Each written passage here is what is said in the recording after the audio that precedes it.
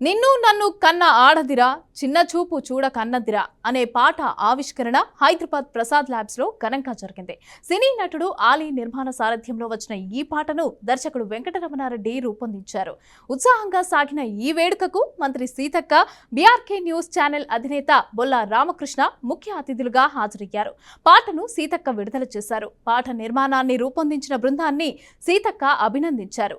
రండి రేప్ అనే పదాన్ని చెరిపేద్దాం, మహిళలను గౌరవిద్దాం అని అందరికీ వినపడేలాగా చేద్దామని పిలుపుతో తెరకెక్కిన ఈ పాట అందరినీ అలరిస్తుందని విశ్వాసం వ్యక్తం చేశారు. మహిళలను గౌరవించాలంటూ చేసిన తమ ప్రయత్నాన్ని అందరూ ఆశీర్వదిస్తారని ఆలీ అన్నారు.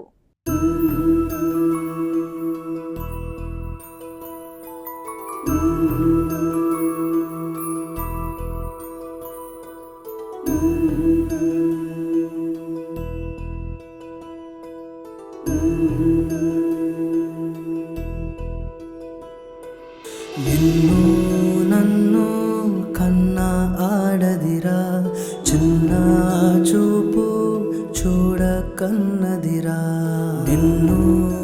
ఈ సాంగ్ చేయడానికి కారణం మీ అందరికి తెలుసు. ప్రజెంట్ ఏం నడుస్తుందనేది అది క్యాన్సర్ కంట భయంకరమైంది. మా ఇండియాలో జరుగుతున్న రోజు పేపర్ ఓపెన్ చేసిన, ఛానల్ ఓపెన్ చేసిన, ఎక్కడో ఒక చోట ఒక అరాచకం.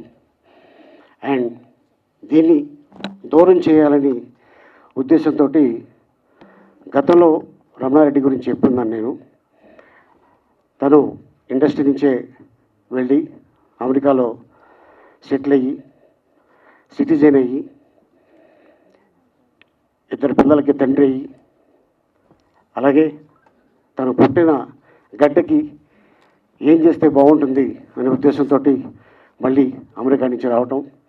ఒకరోజు అన్న ఒక సాంగ్ కూడా రికార్డింగ్ చేశాను, నీకు వినిపించాలి అన్నాడు. అలాగే రమణ తప్పకుండా వింటాను అన్నాను. మా ఇంటికి వచ్చాడు, తన కారులో కూర్చున్నాను, ఈ పాట వినిపించాడు.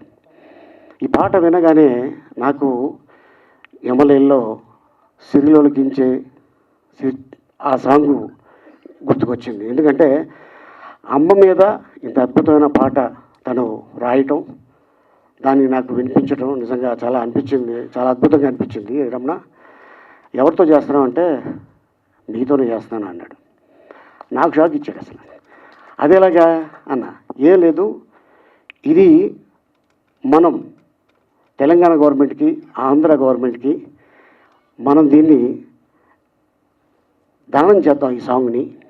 చాలామంది అనుకుంటాం మనం ఎదుగుదలే చూసుకుంటాం, కానీ మన వెనుక ఉన్న ఎదుగుదలలో ఎవరు కారణం, మనం ఎక్కడ నిలబడ్డాం, ఎక్కడి నుంచి వచ్చినాం, ఏ తల్లి మనల్ని కన్నది కూడా ఒక ఆడకూతురే అన్నటువంటి దాన్ని మర్చిపోయి కళ్ళ ఎదుట ఎవరైనా ఆడవాళ్ళు కనబెడితే కామంతో చూసి మరి రకరకాలుగా ఇబ్బందులు పెట్టడంతో చిన్న పిల్లలు సైతం అత్యాచారాలకు గురై హత్య చేయబడుతున్నారు.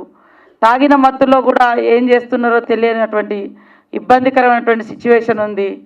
చాలామంది తెలిసి కూడా ఎంత గొప్పవాళ్ళు అనుకుంటాం, ఒక్కొక్కసారి వాళ్ళు కూడా ఆ క్షణంలో ఎలాంటి మృగాలుగా తయారవుతారో తెలియదు కొంతమంది వ్యక్తుల గురించి. ఎందుకంటే ఇండ్లల్లో కూడా జరుగుతుంది, ఇండ్లల్లో కూడా నమ్మలేని పరిస్థితి, చిన్నపిల్లల్ని కూడా అక్కడ తాతల దగ్గర, మామల దగ్గర ఇట్లా పెట్టలేని పరిస్థితి వస్తూ ఉంది. సో దాని అంతటికీ మూలము ఈ యొక్క భావజాలము లేదా మనలో వచ్చినటువంటి తప్పుడు ఆలోచనలు మారాలి.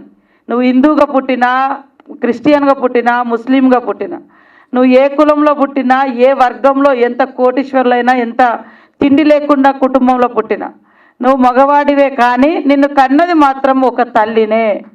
ఆ తల్లిని గౌరవించలేనటువంటి జీవితం వేస్ట్. ఆ అక్క చెల్లెలను మనం ఎప్పుడు కూడా అన్నదమ్ములు కనపడంగానే, మగవాళ్ళు కనపడంగానే మరి నాకొక రక్షకుడు నా సోదరుడు, నాకొక రక్షకుడు నా తండ్రి, నాకొక రక్షకుడు నా మామ, నా తాత అనేటువంటి భావన ఆ ఏజ్లో, ఏ ఏజ్లో అయితే వాళ్ళు సేఫ్గా ఫీల్ అవుతూ ఉంటారు. సో అది ప్రతి చోట ఎక్కడ కూడా బయట కూడా యువకులు కానీ, క్లాస్మేట్స్ కానీ, లేదా జాబ్ దగ్గర కానీ ప్రతి చోట ఇప్పుడు హైటెక్ సిటీ ఉంటుంది, ఆ ప్రాంతంలో ఫ్రెండే కదా అని బయటకు వస్తున్నారు. ఆ టైంలో కూడా మరి అట్లాంటి అఘాయిత్యాలు నమ్మి వచ్చిన అమ్మాయిల మీద కూడా జరుగుతున్నాయి. మరి తెలిసిన వాళ్ళే కదా అని ఆటోలలో ఎక్కితే కూడా అక్కడ కూడా జరుగుతున్నాయి. అట్లా కూడా ఇవన్నింటిని కూడా రూపుమాపాలి. వీటి మీద కూడా మేము ఒక స్పెషల్ ప్రోగ్రాం తీసుకోవాలని 2-3 మీటింగ్స్ కూడా పెట్టుకున్నాం వివిధ శాఖల మహిళా అధికారులతోటి. దానికి ప్రధానంగా ఈరోజు మీరు ఒక రూపం తీసుకొచ్చి ఈ యొక్క అంటే ఇబ్బందికరమైనటువంటి సిచ్యువేషన్, ఈ దాడులు, అత్యాచారాలు, ఈ అఘాయిత్యాలు, మహిళలు సేఫ్గా ఫీల్ అయ్యేటువంటి పరిస్థితి రావాలంటే ఇన్నర్ చేంజెస్ ఉండాలి, మనలో మార్పు రావాలి. మన పుట్టుకకు మూలం మహిళ. ఆ మహిళ మీద మనం అఘాయిత్యాలు చేయడం అంటే మన తల్లుల మీద మనం చేసుకున్నట్టే, మన చెల్లిల మీద మనం చేసినట్టే.